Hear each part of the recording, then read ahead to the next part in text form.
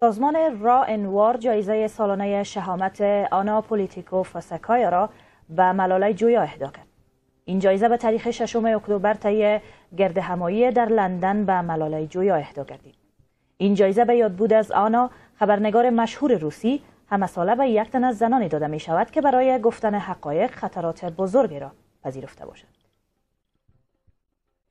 ملالای جویا عضو تعلیق شده ولسی جرگه از زمان حضورش در لوی جرگه به یکی از چهره‌های بحث برانگیز در جهان تبدیل شد. موقف گیری وی در قبال متهمان به جنایات جنگی و انتقادهای سریع وی از برخی مقامات دولتی افغانستان، توجه بیشتر سازمان‌های حقوق بشر و نهادهای دفاع از حقوق زنان در اکثر کشورهای جهان را به خود جلب کرد. ده‌ها نهاد دفاع از حقوق بشر از 7 سال بدین سو چندین جایزه بین‌المللی را با وی اهدا کردند. جایزه آنا پولیتیکوفسکایا از سوی سازمان موسوم به ران انوار در لندن به ملالای جویا اهدا شد. این جایزه به یاد بود از خبرنگار مشهور روسی آنا پولیتیکوفسکایا، همه ساله به یک تن از زنانی داده می شود که برای گفتن حقایق ریسک های بزرگی را پذیرفته باشند و جانشان در خطر باشد. آنا از منتقدان جدی سیاست های دولت پوتین بود که به دلیل مبارزات قاطعش در 7 اکتبر سال 2006 در مسکو به طور مرموزی به قتل رسید. به دنبال اهدای جایزه به ملالای جویا، 6 تن از زنان دارنده جایزه صلح نوبل طی اعلامیه مشترک حمایتشان را از ملالای جویا ابراز داشتند.